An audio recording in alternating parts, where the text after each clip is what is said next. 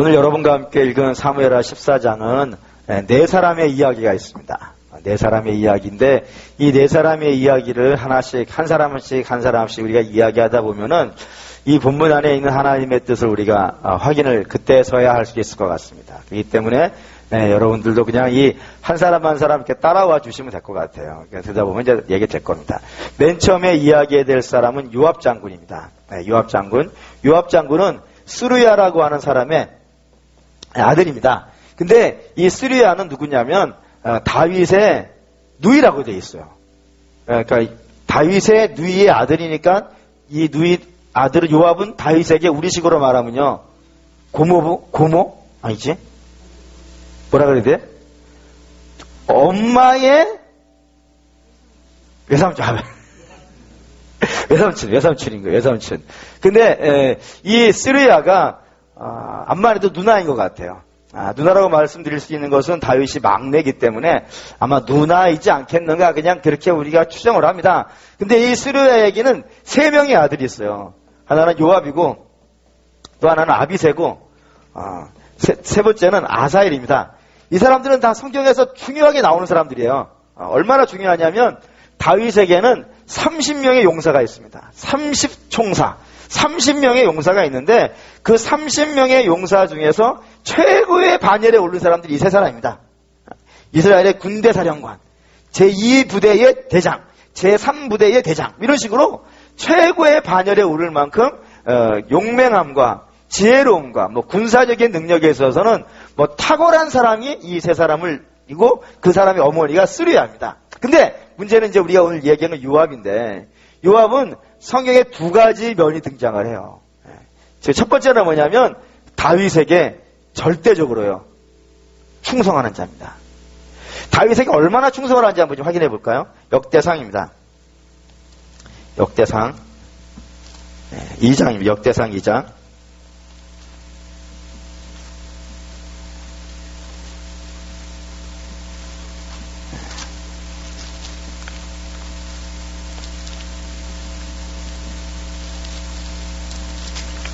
역대상 11장입니다. 11장 죄송합니다. 역대상 11장 4절부터입니다. 역대상 11장 4절에서 8절 627페이지고요. 4절부터 읽겠습니다. 다윗이 온 이스라엘과 더불어 예루살렘 곧 여부스에 이르니 여부스 땅의 주민들이 거기에 거주하였더라. 여부스 주민이 다윗에게 이르기를 내가 이리로 들어오지 못하리라 하나 다윗이 시온 산성을 빼앗았으니 이는 다윗성이더라. 다윗이 이르되 먼저 여부 사람을 치는 자는 우두머리와 지휘관으로 삼으리라 하였더니 스루야의 아들 요압이 먼저 올라갔으므로 우두머리가 되었고 다윗이 그 산성에 살았으므로 무리가 다윗성이라고 불렀으며 다윗이 밀로에서부터 두루성을 쌓고 그 성의 나머지는 요압이 중수하였더라. 이게 뭔 얘기냐면 예루살렘 정복한 이야기입니다. 예루살렘을 정복했다는 이야기는 다윗 이전에는요 예루살렘은 이스라엘 땅이 아니었다는 얘기예요. 원래는 여호수아 때 받은 땅입니다. 여호수아가 이 유다 지파에게 할애해준 땅이 예루살렘인데 그때서부터 다윗 왕 때까지는요 땅을 받은 것은 틀림이 없는데 그 땅을 차지하지 못하는 거예요. 왜 차지하지 못했냐면 몇 가지 이유가 있습니다. 그 첫 번째는 예루살렘은 산성입니다. 그러니까 굉장히 높은 산이에요. 예루살렘이라는 성 자체가 굉장히 높은 산 위에 있기 때문에 산성을 공격한다는 것은 굉장히 쉽지 않은 문제입니다. 두 번째는 이 올라가는 길이 딱 두 개밖에 없어요. 여리고에서 올라가는 길이 하나가 있고 또 여리고 반대편에서 올라가는 길 두 길밖에 없는데 이 두 길이 되게 좁아요. 그러니까 군대를 이끌고 올라가기에는요 되게 어려워요.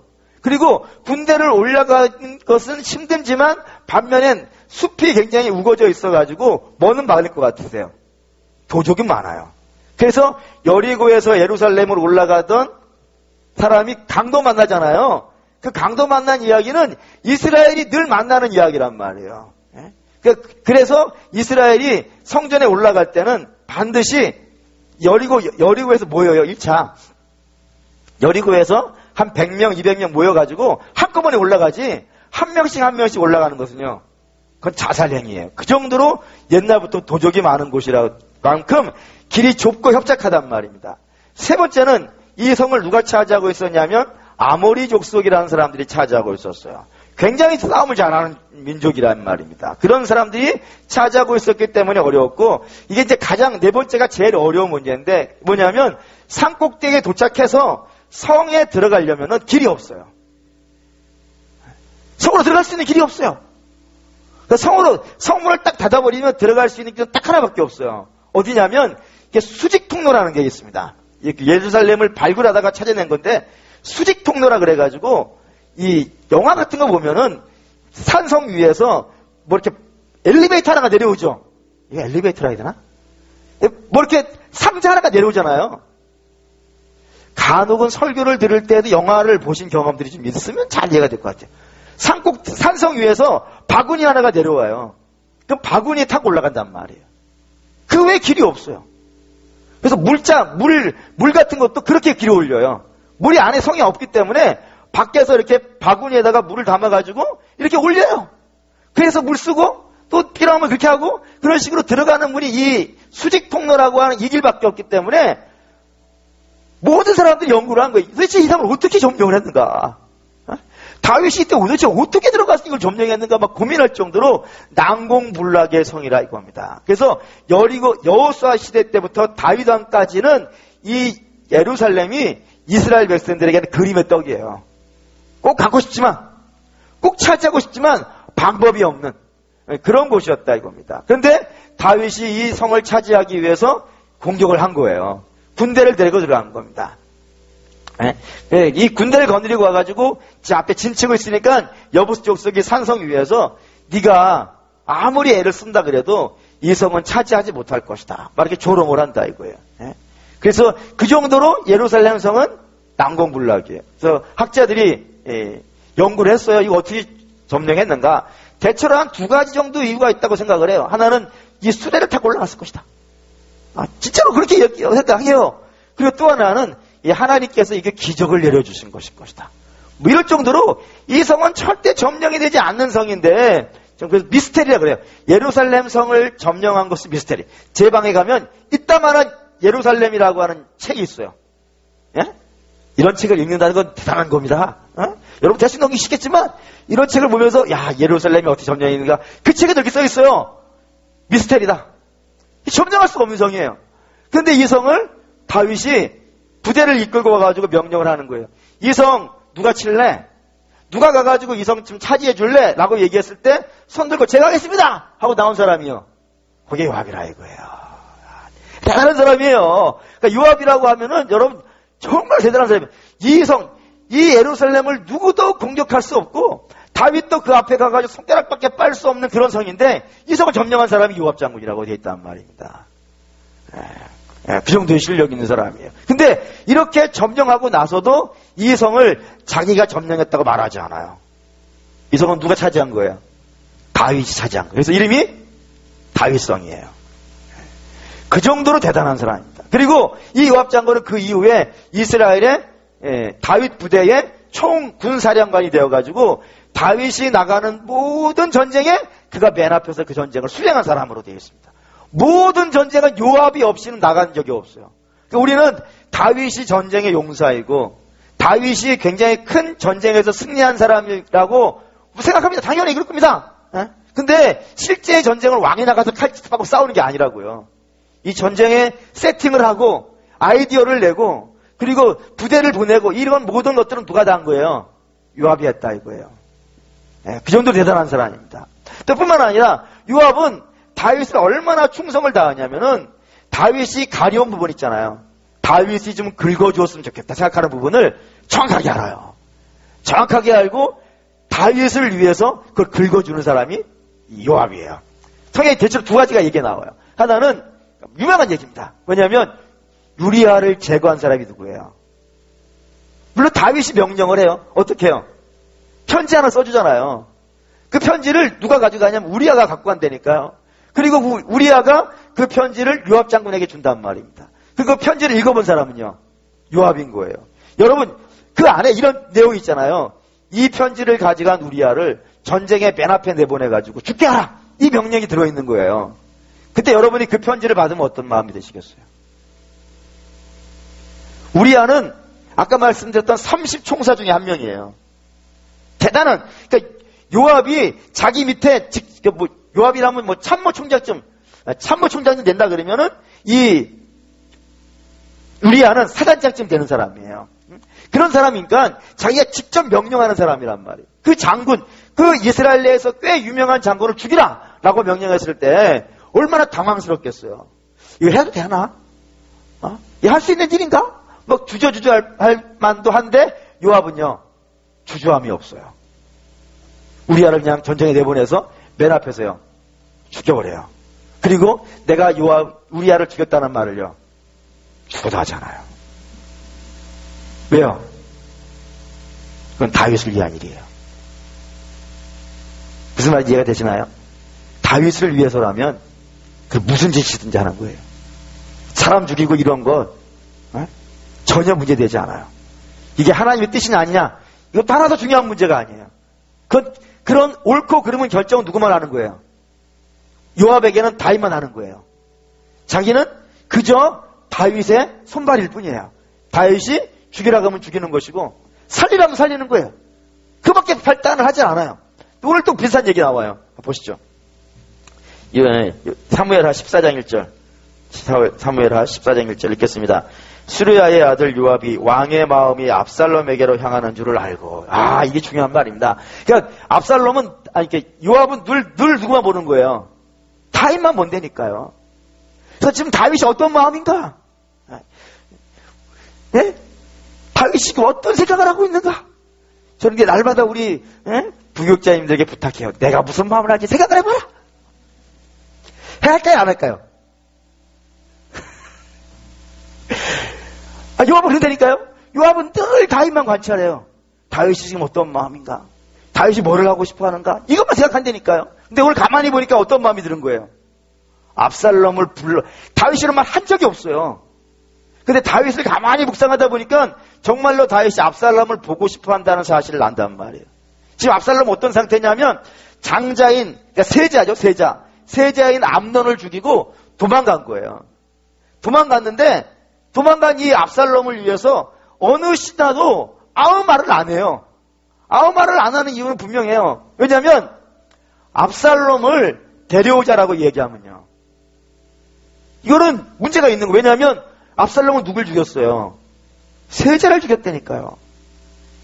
그런 사람을 그냥 불러온다는 것도 영 탐탁치 않고 그렇다고 그냥 내버려두자라고 하기에도요.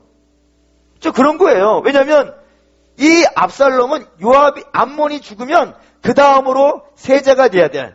그러니까 다윗이 죽으면 그냥 다윗이 아무 말 안 하고 죽으면 당연스럽게 그 왕권이 압살롬에게 갈 수 있는 그 순위에 있는 사람이란 말이에요. 그러니 데려오기도 그렇고 안 데려오기도 그렇고 데려오자니 죄가 걸리고 안 데려오자니 다음번 왕이 될 텐데 이 사람 냅뒀다가는 나 화가 날 것 같고 해가지고 이렇게 저렇게 막 주저주저 하고 있을 때 이 요압은요 주저함이 없어요. 다윗 좋아해? 그럼 무조건 데리고 와. 다윗이 기뻐해? 그럼 무조건 해. 이런 사람이라 이거예요. 28절에서 29절 볼까요? 28절에서 29절. 28절에서 29절 읽어보겠습니다. 압살롬이 이태 동안 예루살렘에 있으되 왕의 얼굴을 보지 못하므로 압살롬이 요압을 왕께 보내려 하여 압살롬이 요압에게 사람을 보내 이르되 그에게 오지 아니하고 또 다시 그에게 보내되 오지 아니하니라. 이게 무슨 말이냐면 이거예요. 그래서 요압이 기가 막힌 꾀를 내가지고 압살롬을 데리고 온단 말이에요. 데리고 와서 봤더니 다윗이 그를 만나요, 안 만나요? 안 만나는 거예요. 그것도 얼마나요? 2년이라 되는데 그 2년 사이 기간에도 가만히 요압이 다윗을 가만히 보니까 압살롬을 데리고 왔는데도 불구하고 만나지를 않는 거예요. 그러면 요압은 어떻게 할 것 같으세요? 다윗이 안 만나? 그럼 나도 안 만나. 그래서 압살롬이 나를 불러준 사람이 당신이니까 나를 좀 아버지랑 좀 만나게 좀 해달라 라고 이렇게 사신을 보내도요 꿈쩍도 안 하는 거예요. 오로지 다윗 바라기에 다윗이 내치면 나도 내치는 것이고 다윗이 붙잡으면 나도 붙잡는 것이고 다윗이 하라고 하면 달나라까지도 가는 거예요. 목숨을 못 싸고 매사의 모든 것은 철저히 요압은요 이런 말 쓸까요? 다윗 바라기. 그래 요압입니다. 다윗을 위해서만 살아가는 사람. 다윗만이 자기의 의미가 되어진 사람. 예, 그런 사람이 이 요압이에요. 근데 또 하나의 모습이 있어요. 또 하나의 모습은 다윗을 섬기는 전제 아래에서 자기는 절대로 이인자를 안 하려고 해요. 철저히 모든 정책은 자기 중심으로 돌려요.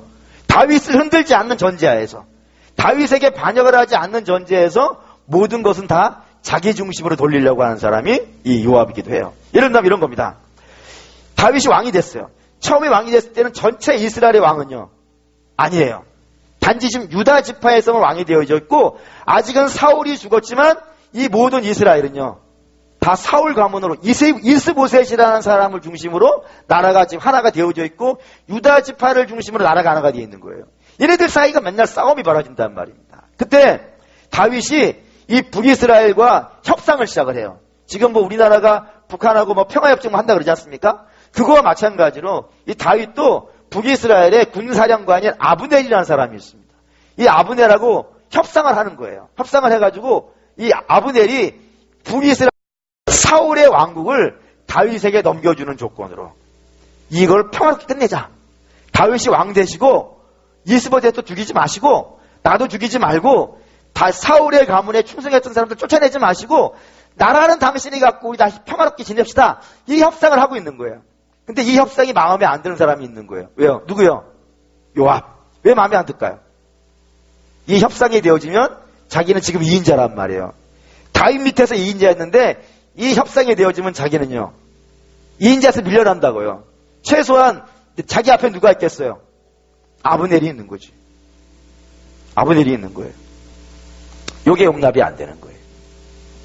그래서 이 협상을 깨요. 어떻게 깨냐면 아브넬을 죽입니다. 협상하러 온 사람을 죽여요. 대단하죠? 협상하러 온 사람을 죽여버리고 그 협상을 없애버리고 끝내버리는 사람이 요압이기도 해요. 그러니까 자기는 절대로 정권을 놓칠 생각이 없는 거예요. 다윗은 왕으로 내가 목숨 걸고 섬기지만 다윗 밑에 1인 지하에 만인 지상으로 있는 사람은 나다. 이런 생각을 갖고 있다고요. 뿐만 아니라 압살롬을 다루는 방법도 그래요. 압살롬을 왜 데리고 오냐면 압살롬은 아까 지금 뭐라고 말씀드렸어요. 다윗이 죽으면 왕 될 사람이기도 해요. 그러니 압살롬을 내가 잘 섬겨가지고 도와서 이 다윗과 잘 평화롭게 지내게만 해준다면은 다윗 죽은 다음에도요, 이 정권은 나한테로 유지가 될 거예요. 근데 이 압살롬을 누가 죽일까요? 요압이 죽여요. 요압이 죽여요. 왜 죽이냐면 이 압살롬이 반역을 저지른단 말이에요. 반역을 해서 다윗 쫓아내고 막 그랬단 말이죠. 그래서 나라가 완전히 좀 쑥대밭이 됐는데 그래서 이제 다윗 가문하고 이 압살롬 군대하고 막 치고받고 싸우는 일이 발생이 됐단 말입니다. 그때 이제 마지막 전투가 있었어요. 마지막 전투를 나가는 요압 장군에게 다윗이 이야기를 해요. 뭐라고 얘기하냐면 요 압살롬만 죽이지만 마라. 죽이지만 말아달라. 부탁을 해요. 근데 요압은 압살롬을 죽여요. 가차없이. 물론 쫓아가다가 이 머릿결이 나무에 걸려서 매달려 죽긴 하지만 이 죽으라고 쫓아가가지고 결국엔 죽게 하는 주범은 이 요압이라 이겁니다. 왜 죽이냐면 이유가 있어요. 그게 뭐냐면 이 압살롬의 반란이 진정되어지고 나면은 분명히 추궁이 있을 거란 말이에요. 어떤 추궁이냐면 이 압살롬을 누가 데리고 왔냐 이거예요. 누가 이리 데리고 왔냐. 그랬을 때 이 책임을 누가 져야 되는 거예요. 요압이 질 수밖에 없는 상황이 된 거예요. 근데 자기가 제거해버리는 거예요. 자기 책임져고 없애버리는 거예요. 그래서 자기 뒤에 있는 후한까지 싹 다 제거해버린 사람이 요압입니다. 아주 무섭죠. 그러니까 요압은 항상 성경에 두 가지 모습으로 나와요. 하나는 철저히 다윗 중심, 또 하나는요 철저히 자기 중심. 그 위에 중요한 이야기 하나 꺼낼 수 있어요. 하나님은 어디쯤 있을까요? 요압한테는. 요압에게는 하나님은 중요한 분이 아니에요. 다윗이 제일 중요하고 자기가 제일 중요해요. 이게 그의 가치의 중심이에요. 하나님이 낄 자리는 없어요. 두 번째 등장한 사람은 드고아의 지혜로운 여인이라고 되어 있습니다. 드고아라는 지명은 여러분들이 아마 아시는 분도 있을지 모르겠어요. 왜냐하면 아모스라고 하는 이스라엘 예언자 중에 아모스가 있는데 아모스는 상당히 유명한 예언자입니다. 그 상당히 유명한 예언자의 고향이 이 드고아입니다. 근데 이 드고아는 아모스가 태어난 곳이라는 것도 중요한 의미가 있지만 또 하나 중요한 의미가 있어요. 그게 이스라엘에 흘러내려오는 전설 같은 이야기인데 뭐냐면 이스라엘의 가장 지혜로운 사람들은 여기 출신이 많다라고 하는 전설이 있어요. 마치 이런 거잖아요. 앞으로 한 10년, 20년 정도 지나면은 우리나라에 유명한 속담이 하나 생길 것 같아요. 속담이 뭐냐면 전주 우화영생교회 출신은 잘 나가더라. 여러분들이 거부하시다 나는 그렇게 기도하고 있어요. 그럼 그런 식인 거예요. 드고아는 이스라엘 내에서 과거에 급제한다든가 또 한가닥 하는 사람들 또 머리가 좀 똑똑하다고 하는 사람들이 많이 여기서 나온다고 하는 그런 동네란 말이에요. 그러니까 이 요압이 드고아에 가서 지혜로운 여인을 데려온 이유를 아시겠죠? 여기에는 뭔가 똑똑한 사람이 있는 거예요. 남들보다 실력 있는 사람이 있는 거예요. 그래서 그 실력 있는 사람 중에 누구도 있는 거예요. 아무 여자나 데려와도 그 여자가 실력 있을 만큼 지혜로울 만큼 그런 사람이라 이거예요. 그 정도로 드고아라는 장소는 굉장히 유명한 지역입니다. 거기에서 이 지혜로운 여인, 아마 성경에 등장하는 표현은 이게 지혜롭다는 게 말을 잘하는 것 같아요. 이 말을 잘하는 여인을 하나를 데리고 짜고 오는 겁니다. 그리고 그에게 당신이 왕에게 들어가서 이렇게 말하라 하고 그에게 말할 것들을 자세히 알려주고 그 여자는 이제 즉시 이제 왕에게 갑니다. 왕에게 가서 이야기를 하는데 이 이야기가 중요해요. 이 이야기는 잘 읽어보시면 느낌이 확 들어요. 어떤 느낌이 드냐면 이 이야기 어디 들어본 것 같아요. 아니 이야기 내용 자체가 들어본 것이 아니라 이야기를 전개해 나가는 방식이 어디서 들어본 것 같아요. 목사님 그냥 혼자 하시죠. 그런 표정을 짓고 계시는데 지금 제가 하겠습니다. 뭐하고 비슷하냐면 나단이 와서 한 이야기랑 굉장히 비슷한 구조를 가지고 있어요. 그러니까 나단도 원래는 누구 이야기 하려고 그러는 거예요. 다윗 이야기를 하려고 그러는 거예요. 근데 다윗 이야기를 하기 위해서 이야기를 하나 만들어 왔든지 아니면 쉽게 실제 있는 얘기도 중요치 않아요. 어떤 얘기 만들었다고 칩시다. 이야기를 하나 만들어 와서 다윗 이야기를 하는 거예요. 근데 이 여인도 똑같게 된단 말이에요. 이야기 하나를 만들어서 그 이야기를 통해 뭔 얘기를 하는 거예요? 다윗 이야기를 하는 거예요. 예를 들면 나단은 이런 거잖아요. 양 99마리가 있는 사람이 있고 양 1마리가 있는 사람이 있는데 양 99마리 가진 사람이 양 1마리 가진 사람이 양을 빼앗아 가지고 손님 접대를 했다. 그러니까 다윗이 뭐라 그러는 거예요? 열받아 가지고 그놈이 누구냐? 잡아와라. 내가 내 능지처참시켜버리라. 이렇게 얘기하니까 나단이 뭐라 그런 거예요? 그게 너 아니냐?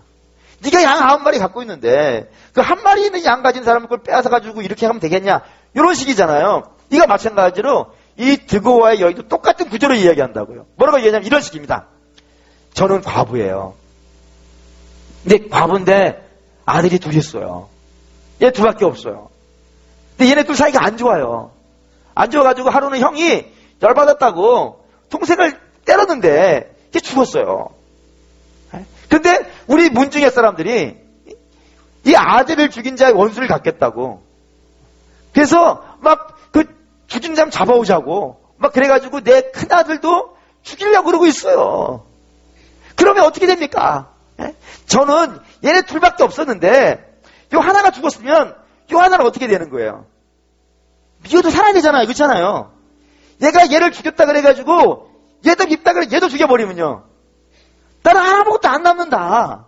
그러니 우리 문중 사람이 그래도 남은 하나들이라도 내가 죽이지 않고 얘하고 살 수 있도록 얘 좀 살려달라 라고 이렇게 부탁을 하는 거예요. 그러니까 다윗이 처음에는 한번 내가 생각해 볼 테니까 집에 가 있어라 라고 얘기를 한 거예요. 그러니까 이 여인이 가지 아니하고 아니 왕이 혹시라도 잘못 판단한다 하더라도 당신 잘못이 아니니까 좀 판결 좀 해달라고 라고 얘기하자 다윗이 이렇게 얘기하는 거예요. 그러면 당신의 아들을 죽이겠다는 사람을 데리고 와라. 그럼 내가 자세히 설명하고 명령해가지고 당신의 남은 하는 아들은 절대로 죽지 않도록 내가 보호해주고 지켜주겠다 라고 얘기를 한 거예요. 그러자 이 여인이 이야기를 이제 꺼낸 거예요. 뭐라 그러냐면 이 얘기는 내가 지어낸 얘기고요. 지어낸 얘기고 이건 당신 얘기입니다. 당신에게 있는 아들들이 있었는데 얘네들이 서로 입다가 하나를 죽였어요. 그래서 하나는 죽었고 하나는 도망가 있는데 걔마저도 당신이 안 볼라 그러면은 당신의 아들 둘을 동시에 잃은 건 아닙니까? 지혜롭습니까? 그렇게 왜 저를 쳐다보시죠? 안지럽습니까? 그러니까 산 아들이라도 지키세요. 산 아들이라도 지키세요. 개 버리지 마시고. 이렇게 얘기를 한 거예요. 그러자 다윗이 그 이야기를 듣고 압살롬을 데리고 옵니다. 이 얘기예요. 근데 우리가 나단하고 비교했다 그랬죠. 근데 나단하고 이 여인의 이야기를 진짜 한번 비교해 봅시다. 나단이 한 이야기하고 이 여자가 한 이야기는 비슷한 구조를 가지고 있는 건 틀림이 없어요. 그런데 하늘과 땅 차이예요. 어떻게 하늘과 땅 차이가 될까요? 나단은 누구 이야기를 가서 한 거예요? 하나님의 이야기를 받아서 한 거예요. 하나님이 하라 그래서 한 거예요. 그래서 하나님이 하라고 한 이야기를 했으니까 결과가 뭘로 나오는 거예요? 다윗의 회개로 등장하는 거예요. 근데 드고아의 지혜로운 여인은 누가 하라고 한 얘기를 한 거예요? 지금 하나님이 아닌 거예요. 하나님이 하라고 한 이야기가 아니고 사람이 자기의 어떤 계획과 수를 자기의 어떤 목적을 이루기 위해서 그에게 넣어준 이야기라고요. 그 이야기를 했더니 다윗이 그게 회개로 등장하지 않고 그냥 데려오는 것으로 끝난단 말이에요. 근데 문제는 뭐가 되는 거예요? 다윗은 회개가 됐지만 나단의 이야기를 듣고 다윗은 회개를 하지만 이 드고아의 여인의 이야기의 끝은 다 무엇이냐면은 반란과 분쟁과 살인이에요. 이 이야기 어떻게 흘러간지 여러분 잘 이해하셨어야 된다 이겁니다. 그러면 우리 이렇게 생각하실 수도 있어요. 뭐냐면 우리는 누구의 말을 하고 사냐 이거예요. 우리는 누구의 이야기를 하고 삽니까? 하나님의 말씀을 묵상해서 하나님이 하라는 말을 우리가 하고 살고 있습니까? 아니면 사람들이 전해주는 이야기들을 우리의 인생의 목적에 중심에 놓고 살아가고 있습니까? 근데 되게 많은 경우에는 하나님이 우리에게 주신 이야기가 아니라 사람들이 우리에게 알려준 전설 같은 이야기들을 우리 입에서 많이 이야기하고 살아요. 우리가 어디를 고쳐야 되는지를 감을 잡으셔야 된다 이겁니다. 우리가 어떠한 이야기를 하려면은 사실 좀 많은 기도가 필요할 것 같아요. 이야기를 하려면. 그리고 또 어떠한 이야기를 하려면 하나님 말씀을 좀 많이 묵상해야겠죠. 하나님이 어떠한 마음을 가지고 계시고 내가 어떠한 마음 상태로 살아가기를 원하시는지 주의 말씀을 많이 읽고 또 그 말 하나를 하기 위해서 많이 기도하고 그런 작업들이 우리에게는 상당히 중요한 작업이라 이겁니다. 근데 우리는 말을 위해서 기도 잘 안 하죠. 생각을 위해서 많이 기도하시나요? 하나님 제 생각이 하나님의 생각과 맞는지 하나님 좀 제게 알려주시고 내가 지금 하고 있는 말이 하나님이 기뻐하시는 말인지 아닌지를 주님 저로 하여금 좀 알게 해주십시오 하고 내 생각과 말을 위해서 기도하는 것은요 사실 많지가 않은 거예요. 그래서 우리 주변에서 분쟁이 일어날 수밖에 없는 이유는 우리 입에 뭐를 달고 사는지를 한번 잘 묵상해 보십시오. 이 드고아의 여인은 사람의 말을 그 입에 담고 살았고 나단은 주의 말씀을 그 입에 넣고 살은 거예요. 그랬더니 결과는 이야기 구조는 처음에는 비슷해 보일지 모르지만 결과는요 완전히 달라지는 일이 발생된다 이겁니다. 그래서 사랑하는 여러분들도 항상 주의 말씀이 여러분 입술에 있기를 주의 이름으로 축원합니다. 세 번째 다윗이에요. 다윗은 굉장히 심각한 인물입니다. 이게 얼마나 심각하냐면 암논이 다윗 다말을 범했을 때 다윗이 반드시 해야 될 일이 있었어요. 이게 어떤 내용이냐면 율법에서 남자가 처녀를 범하면 율법에 규정이 되어 있단 말이에요. 이렇게 하라고 살펴봅시다. 신명기 22장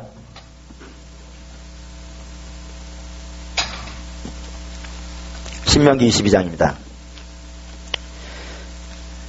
신명기 22장에 이런 내용이 그대로 명시가 되어져 있습니다. 22장 28절 29절 읽겠습니다. 만일 남자가 약혼하지 아니한 처녀를 만나 그를 붙잡고 동침하는 중에 그 두 사람을 발견되면 그 동침한 남자는 그 처녀의 아버지에게 은 50세겔을 주고 그 처녀를 아내로 삼을 것이라. 그가 그 처녀를 욕보였은즉 평생에 그를 버리지 못하리라. 이게 율법입니다. 그러니까 정혼하지 않은 약혼한 여자가 아닌 그냥 우리가 뭐라 그럴까요? 처녀라고 합시다. 그 처녀를 폭행을 했을 경우에는 그를 절대로 버리면 안 된다. 그의 아버지에게 배상을 해야 될 것이고 그 여인은 평생을 그 옆에 놓고 그를 아내로 인정하고 살아야 된다. 만약에 그를 아내로 인정하지 않고 그를 내쫓는다든가 또는 그를 딴방에 가둬놓고 다른 여자를 거둬 산다든가 이러면 율법에서 다 사형에 해당된단 말이에요. 벌을 내려야 되는 거예요. 그런데 암논이 그렇게 했단 말입니다. 이복 동생이에요. 예? 자기 이복 동생을 범하고 나서 그를 아내로 맞이하지 아니하고 뭐라 그래요? 쫓아내버리잖아요. 그래서 다말이 뭐라 그러냐면 나를 쫓아내는 것은 당신이 나를 범한 것보다 더 나쁘다라고 얘기한단 말이에요. 왜 그러죠? 그 율법을 어겨서 그러는 거예요. 율법은 처녀를 범하는 것도 문제가 있지만 범한 처녀를 자기가 책임지지 아니하고 쫓아내는 건 더 나쁜 거로 규정하고 있단 말이에요. 근데 그거를 암논이 했단 말입니다.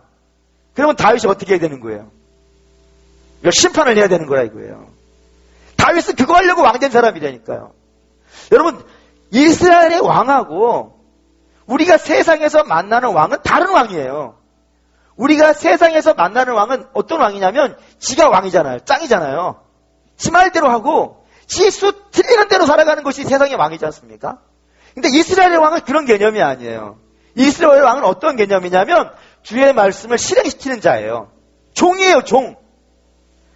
어디 뻐기는 자리가 아니라니까요. 세상의 왕은 뻐기는 사람들이란 말이에요. 근데 이스라엘의 왕은 하나님의 뜻에 순종해서 그 법을 지켜내기 위해서 그 법으로서 공권력을 갖고 그 법을 시행시키려고 하나님께서 왕을 세우신 거란 말이에요. 그럼 다윗은 그걸 해야 되는 거예요.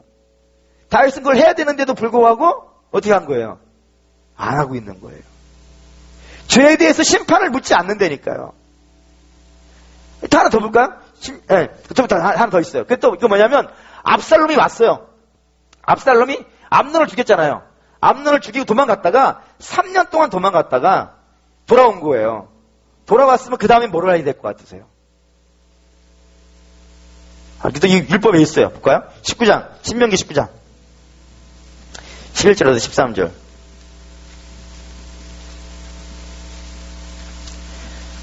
(19장) 11절에서 13절 읽겠습니다. 그러나 만일 어떤 사람이 그의 이웃을 미워하여 엎드려 그를 기다리다가 일어나 상처를 입혀 죽게 하고 이 한 성읍으로 돈피하면 그 본 성읍 장로들이 사람을 보내어 그를 거기서 잡아다가 보복자의 손에 넘겨줘 죽게 할 것이라. 내 눈이 그를 긍휼히 여기지 말고 무지한 피를 흘린 죄를 이스라엘에서 제하라. 그리하면 내게 복이 있으리라. 뭐 어떻게 되냐면 정식 재판을 해야 되는 거예요. 그러니까 압살롬이 돌아왔으면 그를 재판을 해야 돼요. 그것도 아무 데서나 하면 안 되고 도피성이라는 곳에 가가지고 거기서 재판을 해가지고 이 살인자가 사람을 고의로 죽였다. 그것이 장로들이 판결을 하면은 그 법을 다윗은 실행을 해야 되는 거예요. 근데 압살롬이 왔는데 다윗이 재판에 넘겨요, 안 넘겨요? 안 넘기고 뭘로 알 수 있죠? 2년 동안 만나지도 않는다니까요. 예루살렘에 왔음에도 불구하고. 이거 잘 이해하셔야 되는 거예요. 아무것도 안 해요, 그냥. 죄를 묻지를 않는 거예요. 여러분, 이거 상당히 심각한 문제입니다. 심각한 문제예요. 죄가 있으면 말이죠. 반드시 그 죄에 대한 책임을 물어야 되는 거예요. 죄는 그냥 눈 감고 넘어가는 게 아니에요. 목사님, 그래도 아들이잖아요. 아들이 그런 것이니까, 사형을 시킨다는 건 좀 너무 잔인한 것 아니겠습니까? 그만 그렇다고 칩시다. 그렇게 쳐더라도 어떻게 되냐면 그 죄에 대해서 일정 부분 책임을 물어야 된단 말이에요. 예를 들면 세자에서요. 물러나게 해야죠. 물러나게 해야 돼요. 옛날에 그런 일 많지 않습니까? 양녕대군이라고 태종왕의 그 장자 아들이 있었어요. 얘가 맨날 기생하고 놀아다니고 이러고 있으니까 태종이 그의 왕위를 쫓아내버리고 세자의 직을 폐위시켜버리고 그의 세자의 직을 이도에게 넘겨요. 그게 충녕대군이고 세종이란 말이에요. 아니 일반 백성들에게도 그렇게 죄가 심각하면 그 왕위를 뺏는다니까요. 뺏어서 더 나은 자에게 준단 말이에요. 그러면 그거라도 했었어야 되는 거예요. 압살롬이 미우면 잘못했으면 그를 잡아다가 귀양이라도 보내야 되는 거예요. 뭐를 해야 돼요? 뭐를 해야 되는데 다윗은 아무것도 묻지를 않는다니까요. 죄는 절대로 가볍지 않습니다. 죄는 작을 때 때려잡아야 돼요. 여러분, 우리가 기독교에서는 용서라는 말을 많이 하니까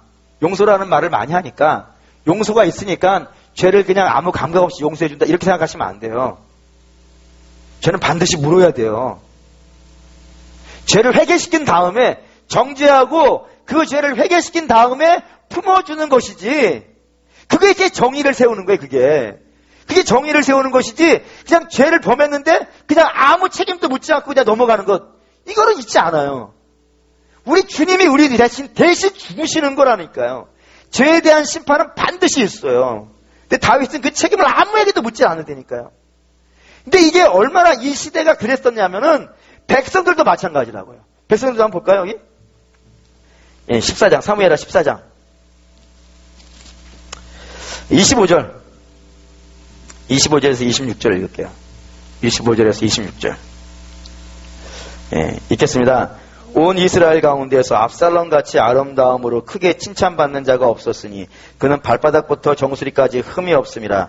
그의 머리털이 무거움으로 연말마다 깎으며 그의 머리털을 깎을 때 그것을 달아본즉 왕의 저울로 200세겔이었더라. 뭐 이렇게 돼 있어요. 이게 무슨 말이냐면, 예, 이스라엘 사람들이 1년에 한 번씩 머리를 자르는가 봐요. 머리카락을 이렇게 자르는가 봐요. 근데 이스라엘은 백발은, 삭발은 안 돼요.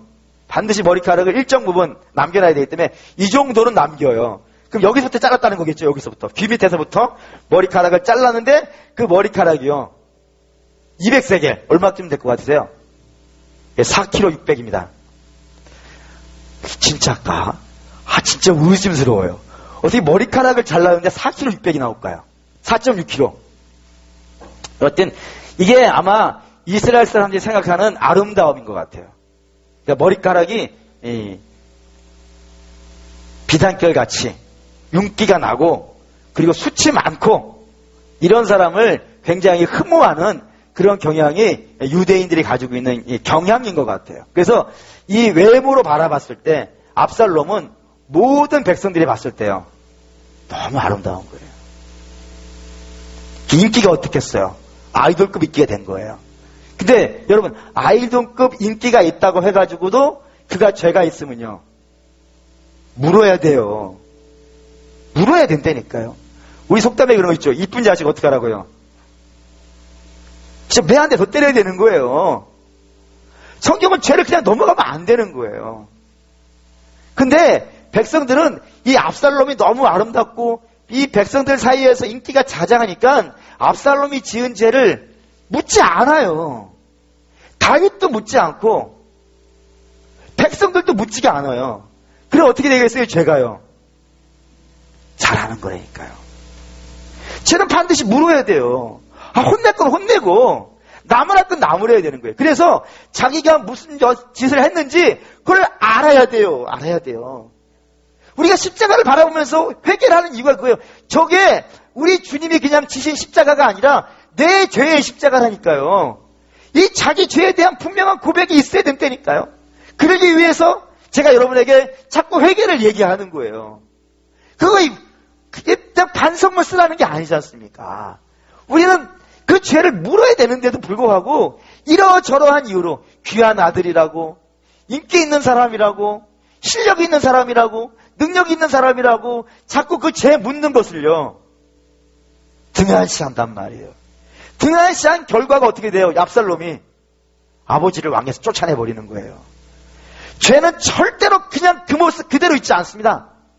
반드시 우리 안에 시작되면요, 자라서 소를 잡아먹고도 부족해가지고 지구도 삼켜요. 지구도 삼키고, 지구 삼키는 것도 끝나지 않아요. 온 우주를 삼켜야 그때서야 만족할 만큼, 예, 죄는 자라간단 말입니다. 그래서 반드시 죄가 작은 것이 있을 때요, 작은 것으로 있었을 때 더 확실히 잡으셔요.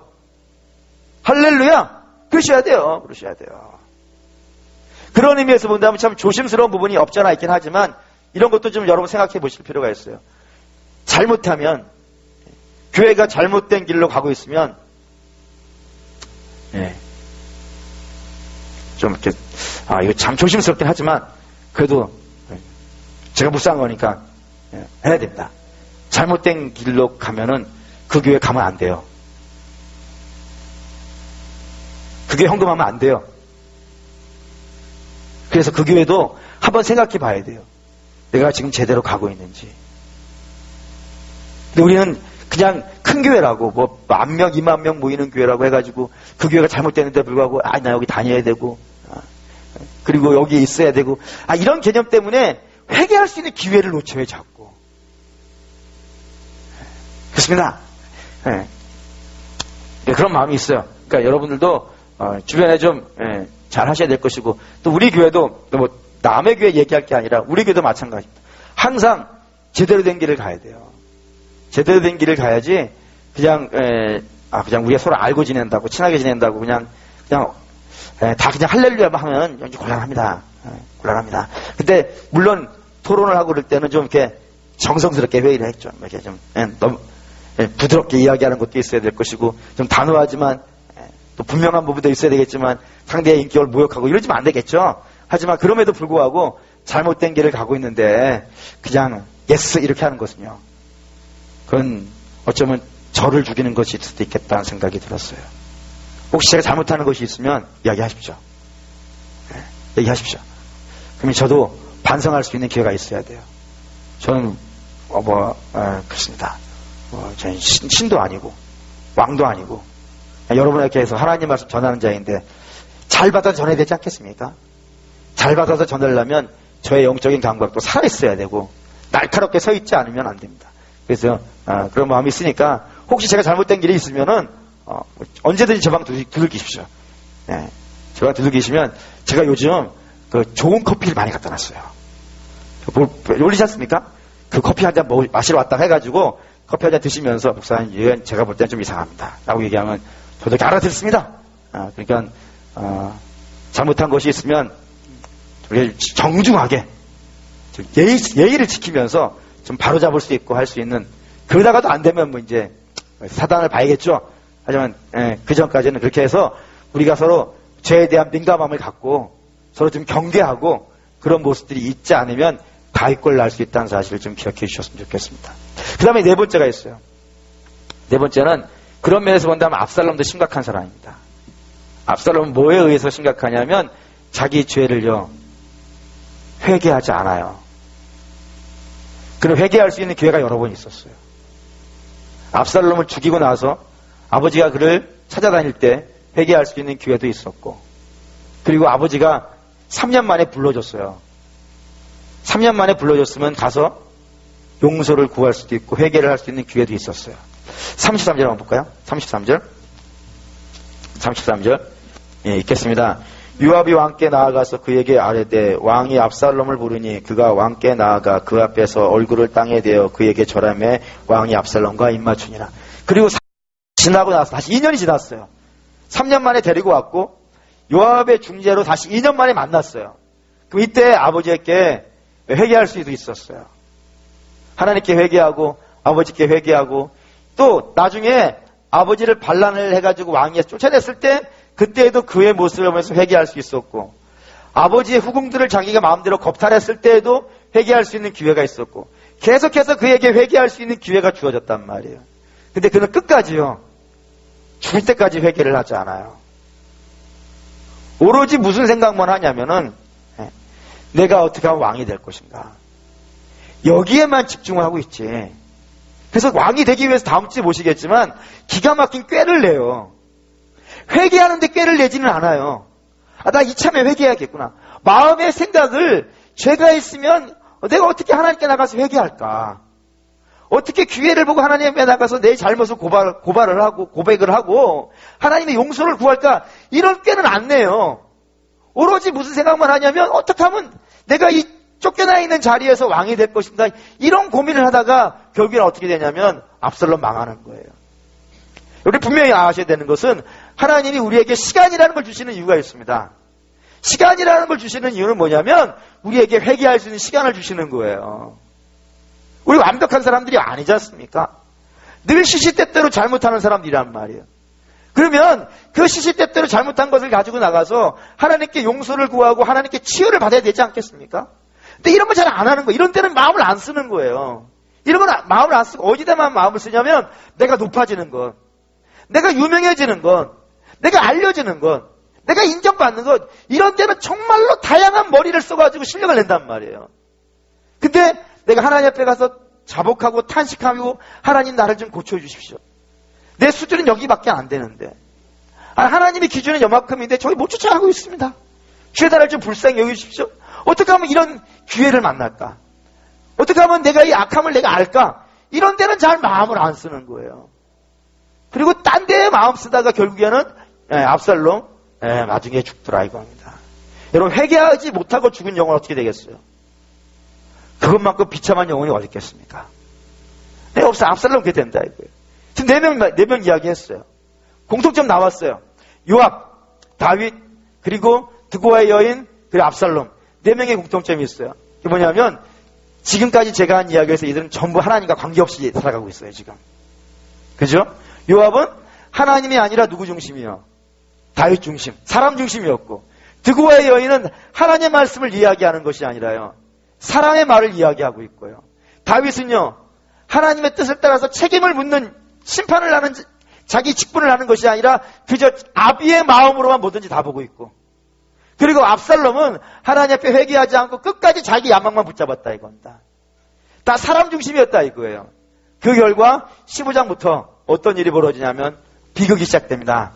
다윗은 왕권에 쫓겨나기 시작하고, 쫓겨나고 돌아다니면서 사람들에게 조롱을 받고, 그리고 17장 18장에 가서는 10장에서는 다윗의 후궁들이 압살롬에게 집단으로 겁탈당하는 이야기가 나오고, 18장에는 압살롬이 죽는 것으로 끝나요. 하나같이 좋은 이야기들이 없어요.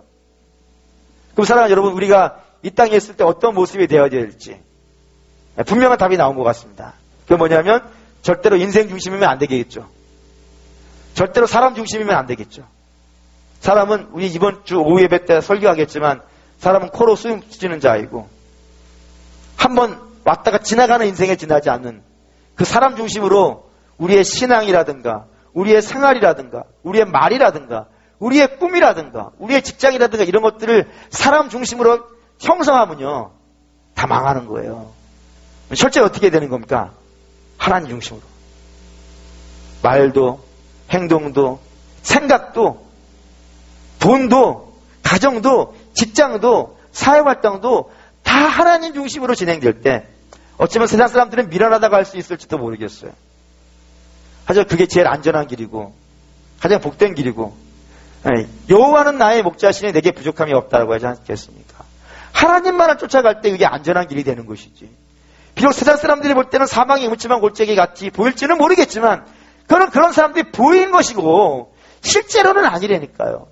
실제로는 하나님 중심으로 인생을 모든 것을 펼쳐갈 때가 제일 안전하고요. 거기 피나쳤지 않습니까? 그러니까 반석이고 거기가 요새고 거기가 안전한 길입니다. 그러니까 우리 사랑하는 믿음의 성도 여러분, 하나님 곁을 떠나간 인생들의 결말을 오늘 보셨으니까 우리는 늘 기도해야겠죠.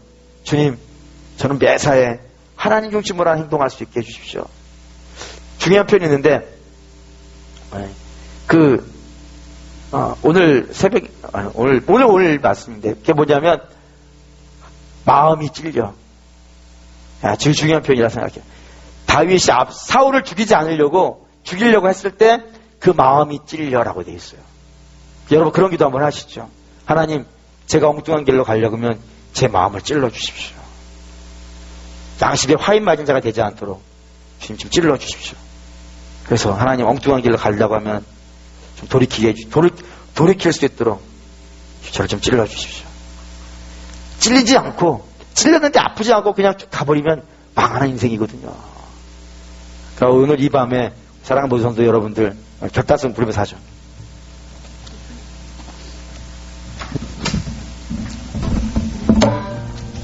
이 찬양 보도록 하겠습니다. 주님 말씀하시면 내가 나아가리다. 주님 뜻이 아니면 내가 멈춰서리다. 나의 가고 서는 것 주님 뜻에 있으니 오 주님 나를 이끄소서. 하나님 말씀하시면 가는 인생 되게 하시고, 하나님 멈추라 그러면 멈추는 인생 되게 하시고, 하나님 멈추라 하는데 더 나가려고 그러면 주님 마음 좀 찔러주십시오. 마음이 찔리게 해주십시오. 하나님이 가라 그러는데 안 가고 있다면 주님 마음 좀 찔리게 해주십시오. 그래서 매사의 모든 것들을 하나님 중심으로만 인생을 펼쳐가기를 원합니다. 주님 뜻하신 곳에 나이기 원합니다. 우리 그런 찬양 있죠? 악얼골짝 빈들에도 복음 들고 가오리다. 하나님이 원하신다 그러면 하나님 악얼골짝이 한가운데 있더라도 그것을 영광으로 생각할 수 있는 그런 믿음 우리에게 주십시오 하면서 우리의 모든 인생을 하나님 말씀 중심으로 하나님 뜻 중심으로 이렇게 펼쳐져 갈 수 있는 그런 소망을 갖고 제안드리도록 하겠습니다.